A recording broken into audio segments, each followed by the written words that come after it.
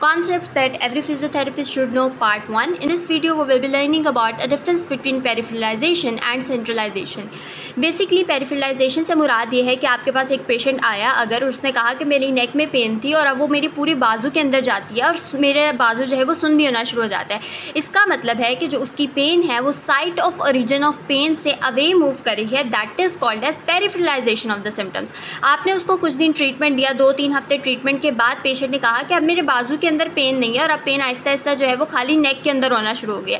That is called as centralization of symptom, जिसकी मुराद ये है कि जो उसकी सिम्टम्स हैं वो site of origin of pain के करीब जो है वो मूव करेंगे। यहाँ पर हम इसकी एग्जैक्ट डेफिनेशन देखें तो वो कहते हैं, in the context of the pain और symptom, centralization refers to the phenomenon way the symptoms move और concentrate towards the central part of the body, indicating improvement. On the other hand, peripheralization refers to the spread or movement of the symptom away from the central part of the body, often indicating worsening.